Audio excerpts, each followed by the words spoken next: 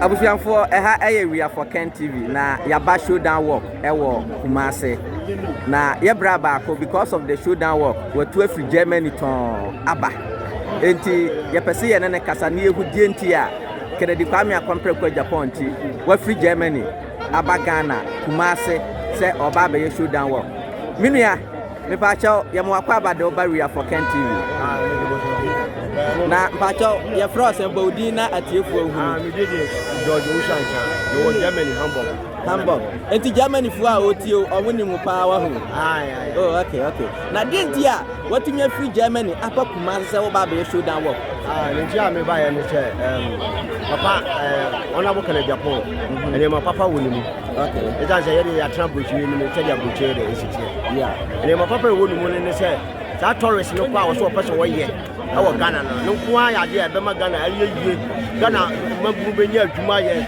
Ghana maburu benya sika to mbotom awale o muntimi ware no o benya sika so awale ma ene ma atena abobra eno ntina ma me so papa no must man 19 Medina tiache be say 20 years ni o Germany Medina tire bia o kasa Medina ti sa it me ti so be ShowDown and I'm say no member ShowDown ni na me so me support ade abe support Kennedy ohini Agyapong ye pese obeye president ye pese obedi Ghana eso na Ghana man no eyeye na Ghana man no etumpon na youth fo no so nya adwuma papa ye de eye na o man je so me ma se de bia o mbeso mutu kwan ekofa Libya eba blochiri ekofa nsuo so eba blochiri da bi ye pese ye kuro no so ye kra be he na yeso ye ti ablochiri yeso ye kra yeso ye ba ye be we se de kuro no ye de esitie adunti na yeso ye ba say yeso ye be support ShowDown work no say de be ya asundie ebeba na yeso so ye nyina ye di say ye ne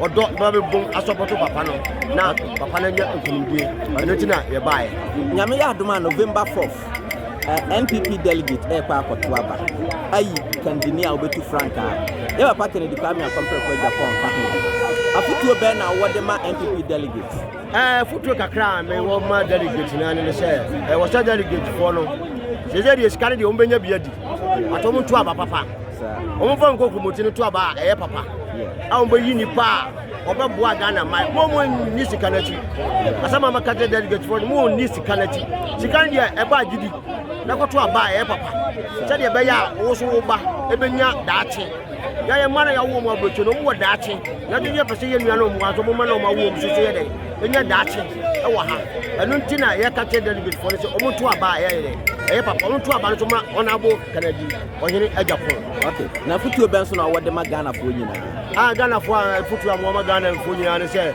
o mo ye nyina nye baako na ye support ohini Kennedy Agyapong oro na de ne ma papa ebe de ebe ba Ghana futuo o de ne ma bebre ne baba Ghana ebe ya mo nwa companies bebre ne ba bebu esa se mi de mi se companies ni de ebi kwa ya ready dada wo beba se Ghana photo abama Kennedy Agyapong a wo be hu foreigners o mo be kuro we mu amba be je companies o ha okay minim se we are for Ken chairman abrefa jan any we are for Ken for hell eti assemble na wo de ka kire chairman chairman bet yawo biggest the good on the air bye bye choose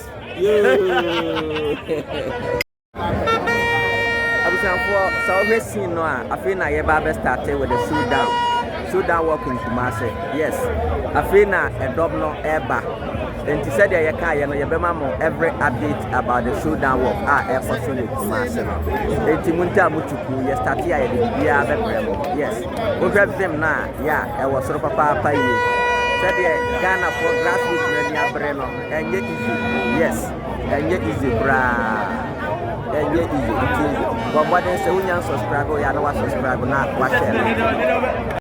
The lesson from history for governments is that you cannot manage the economy with propaganda. In fact, you can engage in all the propaganda you want, but if the fundamentals are weak, the exchange rate will expose you. Oh, dollar and they said, yeah. Omuka break the 8 and a dollar and so break it. No, they say we're breaking 16. Oh, he can't talk about it and convince you. So now what are you going to say? You said Mahama, and he's giving the current situation. You said the dollar CD, your time it has been worse. If the fundamentals are weak, the exchange rate will expose you. It is still the same under you. If it was Mahama time, the fundamentals are weak and the exchange rate was exposing him. Your time it is the same thing.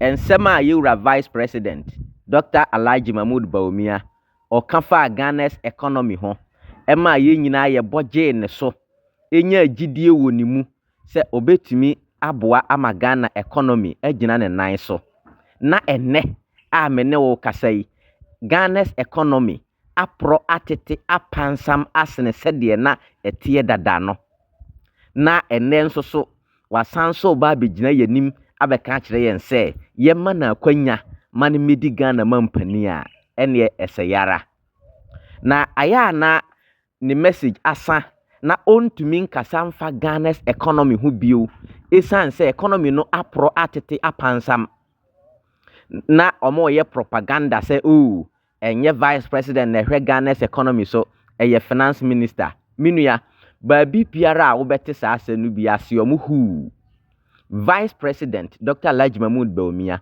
ono na oye the head of economic management team. Vice President na oye the second gentleman of the land. No minister in Ghana here is bigger, powerful and stronger than Vice President. Enti so ono tumi kase Ken Ofori-Atta finance minister and a control economy. Na nye Vice President then Vice President you are very weak. And you don't even deserve to be a president. Because what to me a vice president, I will share economy so. Na minister, very powerful than you are. Then why should we give you the nod to rule Ghana? And the president and so mawa, a man for be no monso so mbe control wa, untumi nya adwuma no. Enti vice president the propaganda or the nam say, enyo no na ohwe economy so. Na ye finance minister Ken Ofori-Atta no eye atrosem ne nadasem say even Bulgaria if it is indeed true say ye finance minister vice president Dr. Alhaji Mahmood affairs of the economy then vice president economy is very weak then he doesn't deserve to be the president because unim na dwuma the SSO as vice president na say wosi minister very powerful than you minister and a control war awurade Christ we yeti bi wo he enti abusuafo enya ono nko a o moma yen sanso nkonko tie ne nsema a okae okafa IMF ho ene e-levy say ye tax mobile money na ye wi a ye beto aso. This is why we got into the IMF. You were spending too much relative to revenues, which is true. You were borrowing too much, which is true. Your external payments position has deteriorated, which is true. And so you ended up your growth is reducing, which is true. So you ended up at the IMF, and the IMF would impose certain conditions, which is true. And if you don't do certain things right, the anchor will not hold, which is true. So I'm not quite sure what it is that is not true that I said. But I think, unfortunately, the supporters of this government and this government itself are very reluctant to admit the truth, even when it hits them in the face. Yeah. So then as I after the yes ako IMF we. Ene da hono Vice President Dr. Alhaji Mahmood Bawumia. Bulgaria the blind boy ene oye wo campaign manager osi yemisa wo se die na aba die na asi ye de Ghana's economy ehye wo nsa ene de wo ankasa wasanso de Ghana economy akwa IMF fo na wonso so Bulgaria Ghana fo so yebisa wo se die nti a wunim we nyina na ene wo sanso tumfutrogu Ghana fo ani se yentu abama Vice President Dr. Alhaji Mahmood Bawumia na omeye Ghana's president. We abusianfo eya sensebe. are we taxing mobile money because we have mobile money at Tuska? Yeah. Inti, I don't know, government revenue bill. No, the point is that you are not taxing mobile money, and it is, for me, my view, and that we should not tax mobile money, because mobile money transactions, a lot of the people who are using these transactions are very poor people. You know, someone will get sent 5 CDs on mobile money. Why would you want to tax that? Abusia, Yura Vice President, Dr. Laji Mahmoud Bawumia, on the message view. And some Yura Vice President, Ekaye, Emma Ghana for Yinya GDA Wunimu, na ye friend of economic profits, economic messiah, economic whiskey. Omra, na omeje Ghana economy, infrin kwasumu. Na ene ye ne mo kasei. Yura Vice President Dr. Laji Mahmoud Bawumia, ama Ghana economy, apro atete apansam, asen sede na etie dadano. Ene amene mo kasei, me challenge Yura Vice President, ontumi nkogina baabi biara enkasa mfa Ghana economy hu biu. Sede na first, kakra na wakoye economic lectures, kakra na wakoye economic lectures no, ene so onkoye mayenhwe. Ontumi. Because we fairly Ghana's economy no absolutely wa pro atete no ayeye ho hwea enye abusunya mamenkai mo asembi Yura Vice President Dr. Laji Mahmoud Bawumia na onye politician no ne experience intelligent ne field economy na ye nyina nim problems a Ghana economy ye wo enti na yenya agidie wo ni mu se onye politician but ni nim there in economy no ebetimi aboa president no abode very resilient and conducive economic growth for the country. Emma yenya agidie ekoto abama na Nana Addo Dankwa Akufo-Addo and Vice President Dr. Laji Mahmoud Bawumia. Na wo ba ya wa bema economy no apro atetia pansam asense de na ete no mpo. Na enne wasanso anya kukuduro se yensanso mfa Ghana nyina emehye wonsa. Na economy just an aspect of the country mpo na wantumi anhweso yi. Na omanmu no nyina na obetumi ahweso ana abusuamfo. Hwe Yura Vice President aya Ghana for mama ye nunu ye ho ensere. Se mutie ensema a oka ya o se economy no wuntimi mfa anye propaganda ampa. Propaganda na oyeye no ene bibia dadi eno na okaya no if the fundamentals are weak the exchange rate will expose you and the exchange rate I expose you Vice President Dr. Laji Mahmoud Bawumia under his watch and Ghana exchange rate arise unprecedented ebi NC da obi a yeso ye economic prophet o economic messiah osanso ka say IMF excessive borrowing ene ma manfo ko IMF ene ade ampa ene Ghana your debt from 122 billion to over 570 something billion what ma ya bobesiase no bia ebinsi da he was talking about taxing mobile money. He was very clear say taxing mobile money here for na ye mobile money my tax it. Neba ne send and the vice president as head of economic management team. Ye taxing mobile money. Is a failure. Ghanaians mo maye nunu ye honsere and mo obia mo muhu country no ye nyina ye de obia sonson obia. Mon kan kire vice president no say he doesn't know what it takes to be the vice president to manage the economy of this country. When Timia manage economy of this country, how can you manage the country as a whole? And office Ghana for a whole year kosoro. Now won sema obeka ye and no buy wa my economy na pratitia pansam na yensan so fa Ghana mesha wonsa. And office Ghana no yempe. Ye nipo. Every Ghanaian should be bold enough and speak against that man.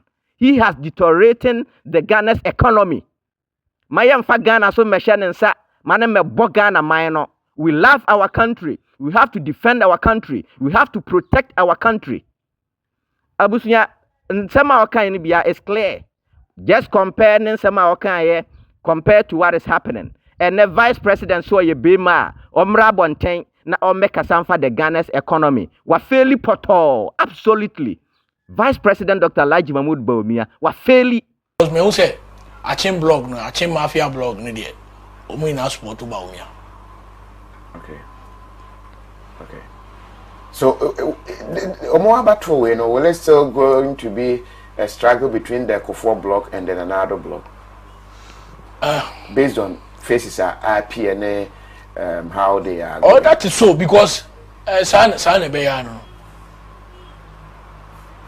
The only person who beat me, I knew who beat me a save woman from that Kufuor blog, Nanado blog, how he cut across everywhere.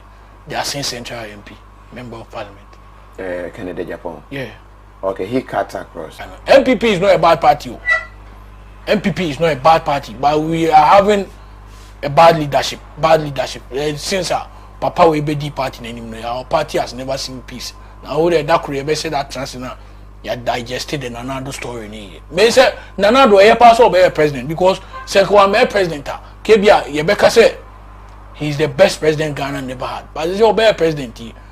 He's been exposed. I'm Obian who say when you said that you bad leader bia, or you said that you good leader bia, or you say we are taking because now President Kufuor President Kufuor time na me nyakola how. You know President Kufuor even issues but how he deal with issues. But Papa we need no or choir or no first dealing the issue. Obia or no party for suggest to say on Sakis minister we kwana say minister be resign and no assign this minister no cry. I could also on your caretaker minister. And you insult to party for no. To me that man there I don't take him serious. And very soon I am happy he's going to become insignificant and irrelevant. Ghana history mo. And I say as a president. Oh, as a president MPP a leader for attention in consume. Attention no ebeko new leader na yin ti me pompa say MPP yen temni ko new leader for na say leader we attention be an consume onye insignificant me after ne me can say me can say me very soon by the end of this year he will become insignificant. The man Nanado me I don't know or on me onye obi of dream say Nanado a generational thinker bia you should think again. Nanado is never a generational thinker. Nanado is or selfish or he think about himself alone because on no feel say we bedi ni dia yenti obia because say nya adrim bone and on Nanado trima he wouldn't have given that. Nanado we out way he is the most nepotistic political leader Ghana has ever had. Hey.